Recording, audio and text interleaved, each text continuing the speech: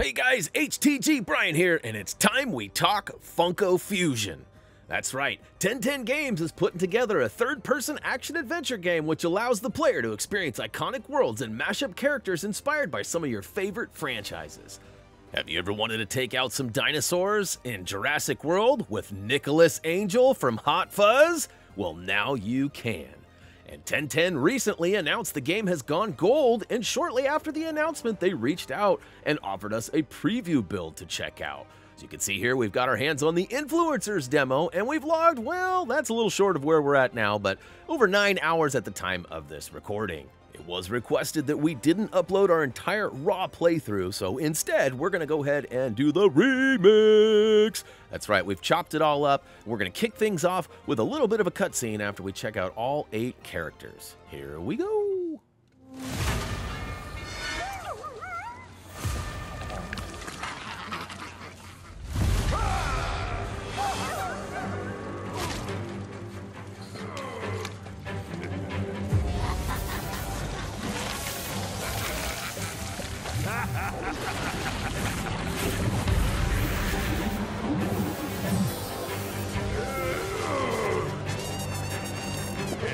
Alright, that's gonna be Eddie. He looks a lot like our main guy, Freddy here, but he is a possessed version that has shown up and has plans to steal all the crowns and rule the Funko universe. It's up to us to go ahead and track down all the missing crowns, return them back to Freddy, and heal him up. As you can see, he is not looking good. The same would apply to Foxo. There are collectibles scattered throughout that we'll need to find and bring back to replenish their heals. Now, we are off and running. This is officially the Jurassic World side of things. There's basically a main hub.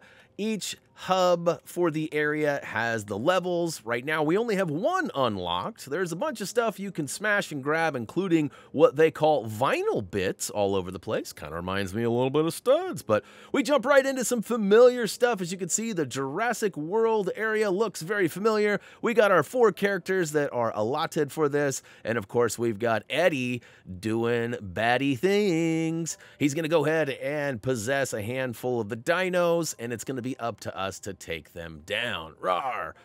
The game does a tremendous job of giving you the story bits and what is next on the list, so no need to go lose your head over what's going to happen in the story. See what I did there? Yeah, they've got some Funko fun going on here too, just like we've seen in some of the older games that these developers are known for developing. Now, in the beginning level of Jurassic, it's up to us to take out 5 of these spitters. Once you get all 5 knocked down, it actually reveals a key. So far in our experience, not all levels have required a key, and usually it opens up a new area with new tasks, collectibles, and more. Now, in this particular case, we had a few dinos attack us, and we had a short puzzle we had to unlock. That's right, there's a door there that needs to be opened so we can go in and grab that golden crown and finish up the level. Now, another tidbit about this is I've noticed that each level seems to have 7, that's right, 7 silver crowns that you can find. Some of them are found in boxes just randomly. Some of them require a puzzle and a solution. Others are granted to you by paying what they have for, they're like these little tubes, these vending machines. Now, that is it. As you can see in my first go, I didn't spend much time looking for collectibles, so we were out of there quick and on to the next mission. Now, that was the first level, Synapsis. Again, there was a lot more going on. As we move forward, we found ourselves sort of escorting raptors, dodging flames. We also found ourselves getting items out of gold chests that were actually usable in previously played areas.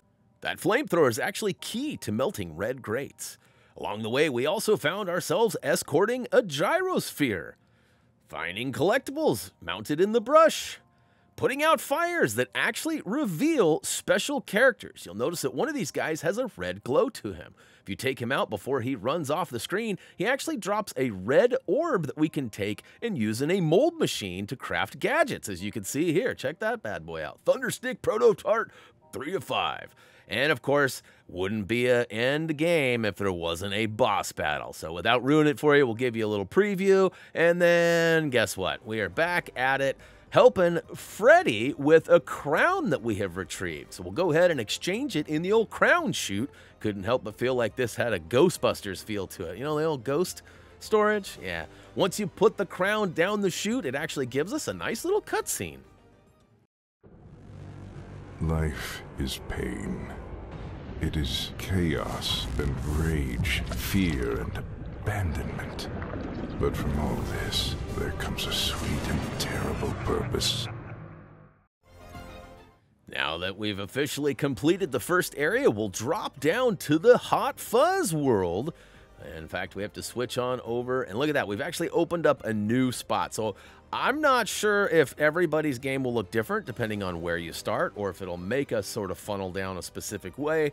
But at this point, after completing Jurassic World, it did give us the ability to unlock a whole new world, this one being all themed of Hot Fuzz. However, we do have access to our Jurassic characters down here, as well as the newly found ones, part of the Hot Fuzz stuff. There's you got Danny, who is the son, who's hilarious, like the co-partner. You ain't ever seen Bad Boys 2? All right, so officially dropping out of their boxes, we kick things off, and we got to follow the old swan. If you've seen Hot Fuzz the movie, you know the swan plays a pretty big role. We notice all sorts of familiar landscapes almost immediately, and of course, there's some new puzzles and stuff presented here. This one is a little bit like, connect the dots, la la la. You got to activate it and follow the line. Look at that, it opens right up. Booyakashow. We also notice that there's a little meeting here for the greater good. If you've seen the movie, that is hilarious. I couldn't believe how much nostalgia was in here, and I actually went ahead and watched it a couple nights ago, so it's fresh on the old memories. And of course, there are collectibles. Each area has a collectible number. In this case, there were 10 peace lilies scattered throughout. If you collect them all, you can unlock a silver chest that's going to reveal a silver crown. Again, there are 7 per level, according to what we've seen, and I don't know if that'll be in the final build or not, but multiple boss battles happening, and of course, it was just all around good fun. Again, wouldn't feel complete by beating the area without having a giant boss battle and, of course, collecting the final crown. And down the hatch, we got another cutscene coming right up as we've officially delivered our second golden crown. I am. I feel. I burn. I blister. But the conflict within me screams. Create and destroy. Multiply and divide. Divide and conquer. All right, so we've officially dumped both crowns from the storyline and are ready to move along and trudge through the hub some more. Couple key points. We've got a crown exchanger that allows us to exchange silver crowns for gold ones.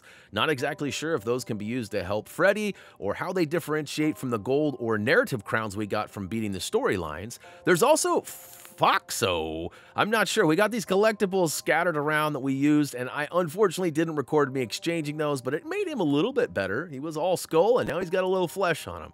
Here you see me floating between the two worlds, and as we go through the game, in the final build, we should be able to go higher and lower amongst all the worlds we've unlocked.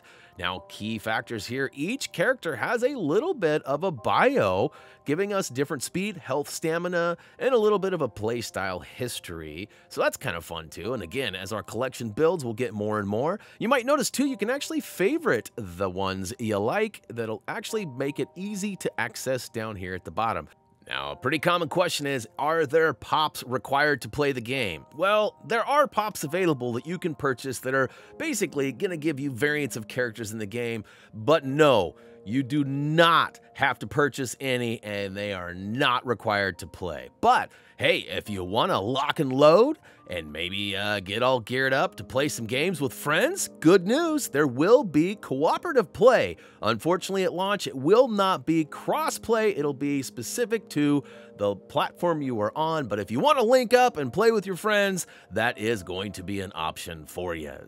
Now, there will be over 60 plus characters found in over 20 plus franchises, and we've got a list here of all of the current ones that'll be available and likely some more DLCs as time goes on.